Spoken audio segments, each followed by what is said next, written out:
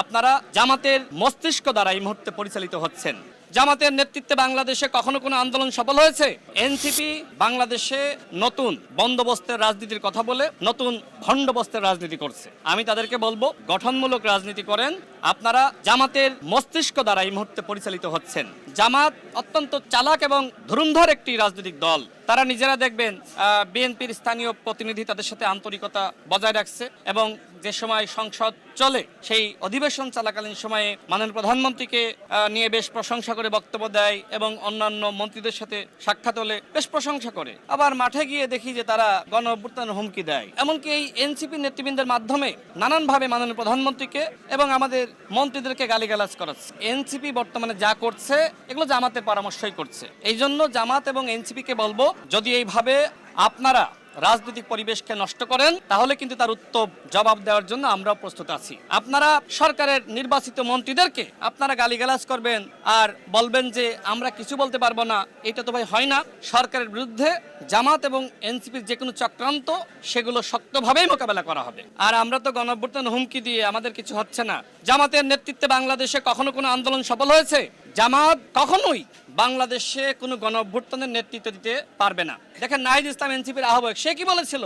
জামাতের নেতৃত্বকে দেশের মানুষ গ্রহণ করবে না। আমি এতটুকু স্পষ্ট করতে চাই, জামাত এবং এনসিপির নেতৃত্বে বাংলাদেশে আর কোনো গণঅভ্যুত্থান হবে না। এবং ইতিমধ্যে তাদের এই আন্দোলন হুমকি ধামকি দেখে মানুষ হাসাহাসি করতেছে। যেখানে সরকারি দল এবং আমাদের মাননীয় প্রধানমন্ত্রী সফলভাবে এই দেশ পরিচালনায় নেতৃত্ব দিচ্ছেন, সেখানে জামাতের এমপিদের কর্মকাণ্ড দেখেন নাই। কেউ চায় পর্দা, কেউ চায় ওভেন, আবার কেউ চায় গাড়ি, কেউ চায় অফিস।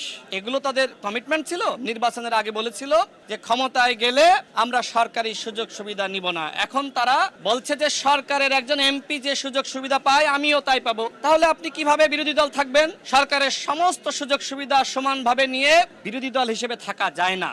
মানুষ এই বিরোধী দলকে বিরোধী দল হিসেবে মানতেছে না। এই জন্য প্রতিনিয়ত তারা গণঅভ্যুত্থান হুমকি দিচ্ছে। কেউ কেউ বলছে যে একদিনের মধ্যে সরকার পতন ঘটিয়ে দিবে, 1 মিনিটের মধ্যে নাকি পতন ঘটিয়ে দিবে। আমি দেখলাম যে কর্নেল অলি সাহেব তিনি বললেন যে জামাতের আমির ডাক্তার শফিকুর নেতৃত্বে ছোট ছেলে নাহিদ ইসলাম এবং মাওলানা মামুনুল হক তারা যদি একতাবদ্ধ হয়ে নামে 1 সপ্তাহের মধ্যে বিএনপি সরকারের পতন নিশ্চিত হবে। নামেন না কেন? নিষেধ করেছে কেউ? আমি আগেই চ্যালেঞ্জ করেছিলাম, আজকেও বলছি, এই যে 11 দলীয় জোট, এখন তো 9 দলীয় জোট, এই জোটের মধ্যেই তো প্রতারণা। আপনাদের ভাঙন শুরু হয়ে গেছে। আগে নিজেদের পতন ঠেকান, এরপরে বিএনপির পতন ঘটাইতে আইসেন।